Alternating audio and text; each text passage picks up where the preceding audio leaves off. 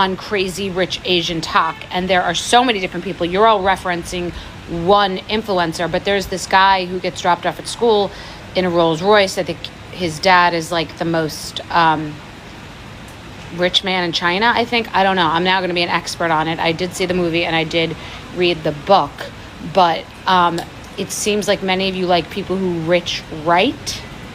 And is riching right something that Asians do well and Americans don't? Or is it just that you're watching like a quieter culture, rich, loud? You know what I'm saying? Like, because I don't think anyone in the U.S., you would love them riching loud. You liked Nicole Richie, not Nicole Richie, Sophia Richie Rich at her very lavish Hotel du Cap wedding, but because it was like, she didn't say much, I think you liked the display of wealth better. It's very confusing and an interesting conversation.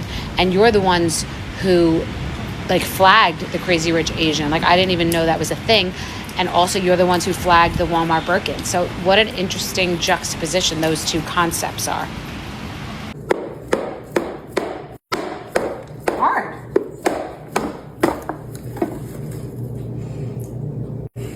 Yum. It says rest in peace. Seems serious. Lash University. Oh, cute, a baby little. That's smart. A baby little lash tweezer. Wow, but it's black is everywhere. Okay, the chocolate's actually good. Okay. He's Brim wants a piece of the chocolate.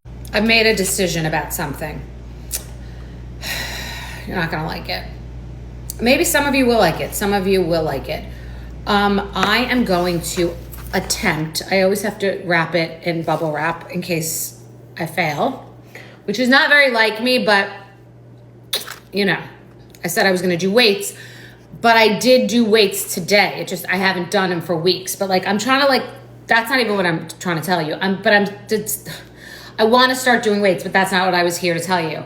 What I came here to tell you is that I want to significantly reduce my cursing. And the thing is, they're just words. But it's what the words now mean. Like, it's like nudity. The reason I didn't care that much about Kanye's wife being nude on a red carpet is because society decided what was inappropriate and appropriate. Like, meaning the word "the" could be a curse in another culture, but here it's not.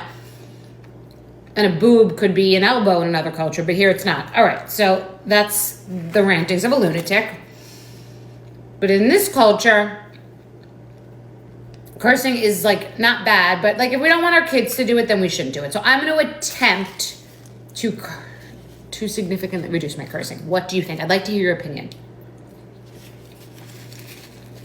Also, I'd like to like try to be on here when I look cute, but we're not starting that right now. I'm not addressing that crowd right now. Here's the thing. You know, I'd like to not always look like a train wreck when I'm on here, or 99% of the time. The thing is, it's not like a laziness thing. It's just like, throw it up. Sometimes you're like, oh, you have something on your face, because I just throw it up. Just throw it up. You know what I mean? I'm not like sitting there and be like, let me look.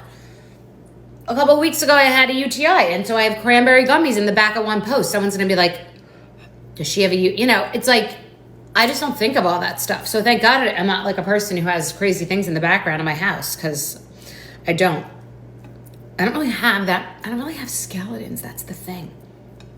I don't have skeletons. That's why I'm so like out there. But anyway, there are some things I'm going to attempt to change. I've made a decision. RHONY rewatch begin.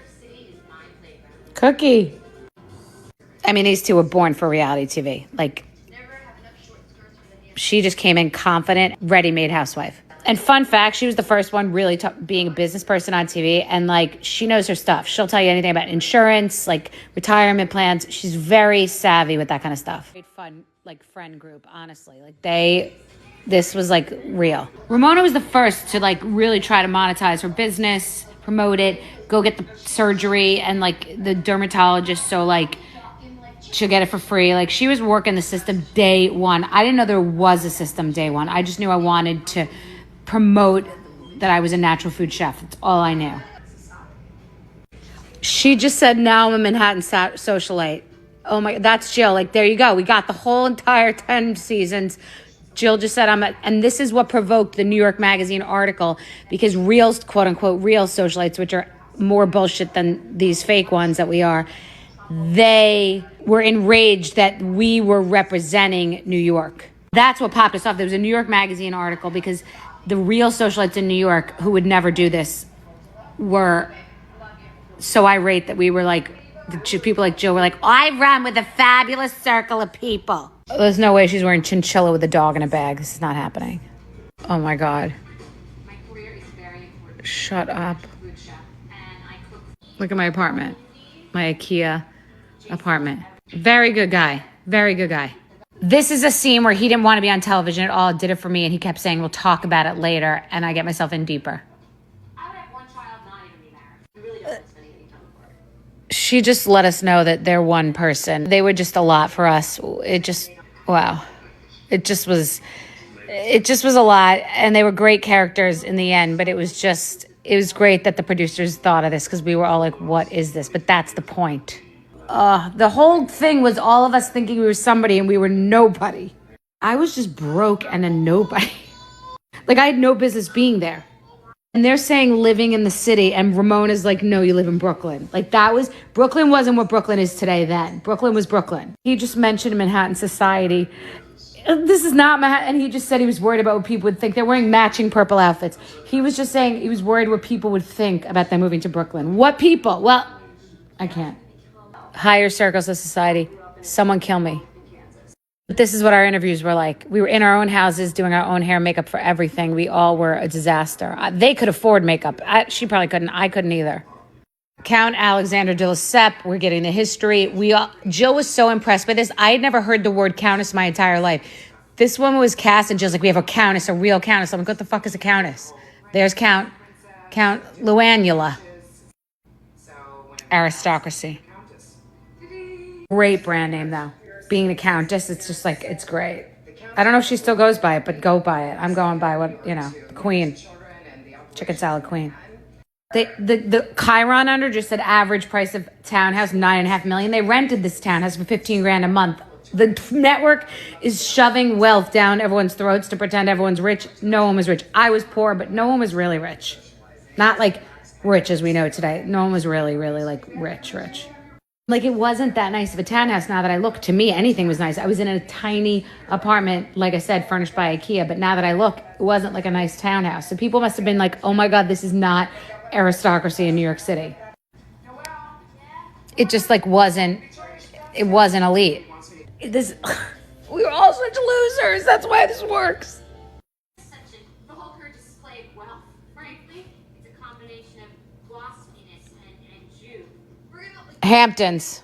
Need Hamptons. Wait, but now all the fancy cars come, and these cars were rented. Not all these cars were theirs. I remember this. Like, they leased a Ferrari or something.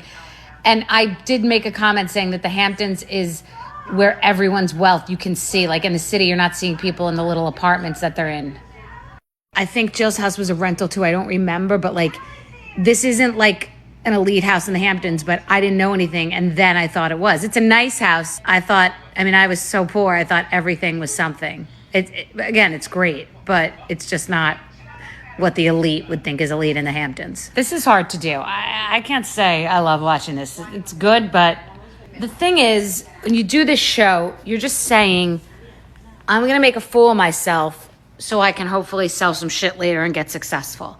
Like, there's a price to be paid, and it's cringe. And I have 20 more minutes to go, and I don't think I can do it. Stand corrected. Jill and Bobby Zarin's house was not rented, but I do remember there were cars that were.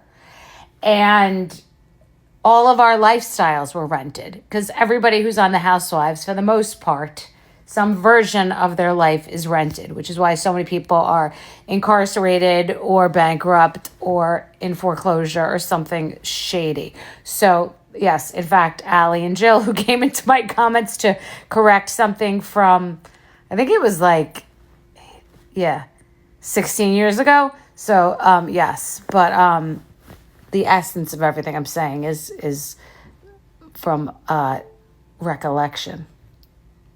But no one, including Jill and Alex Van Kempen, the two who talked about high society and being socialites, no one's neighbor was a socialite, much less us.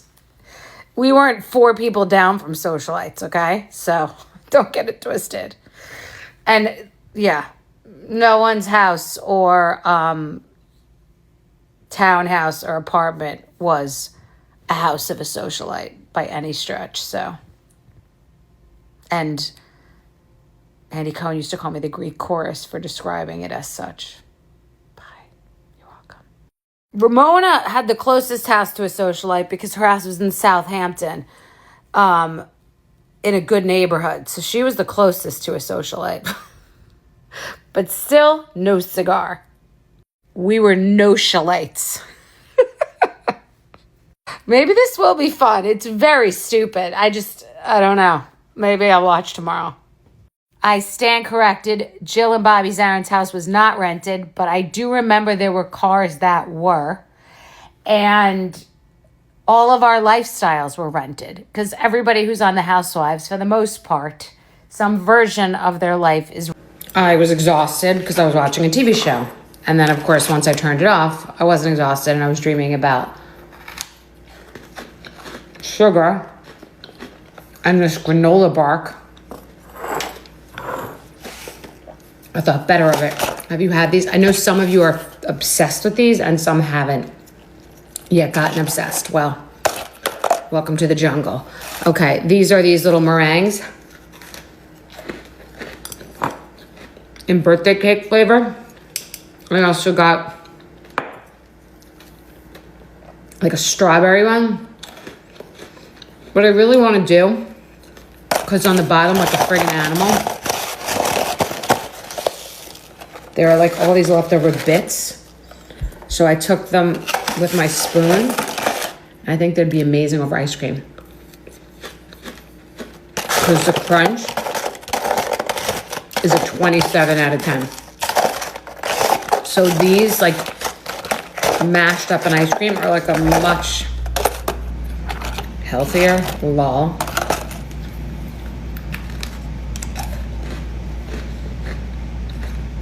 Topping to give you some crunch. And why aren't I getting up and doing that right now? Because I need to do it with plain vanilla. What I have in the freezer got too much going on. 8 Thoughts by a Lunatic. These are not for diabetics. Also, if you are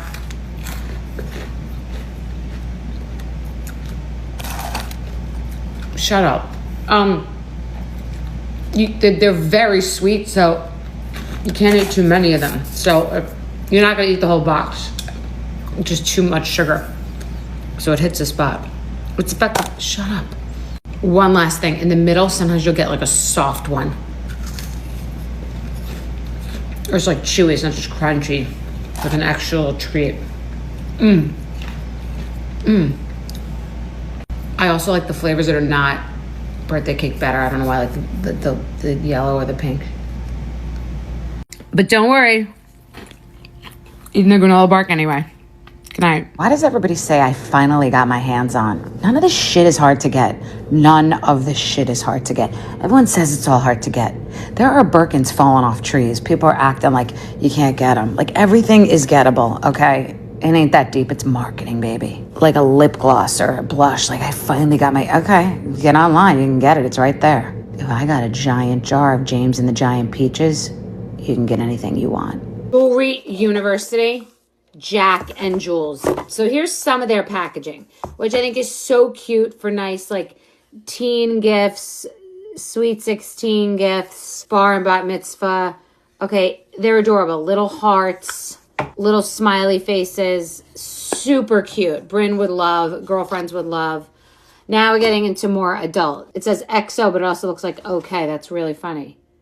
You could kind of sell it as okay or XO. I love these, would keep these, would wear them. They're beautiful. They have the peace signs, adorable, little rainbow heart. You know, this is college, this is high school. I mean, frankly, I would wear this stuff. That's really pretty, that smiley face. So like, I'm a thumbs up for this brand. I think the packaging's great. I think the product is adorable.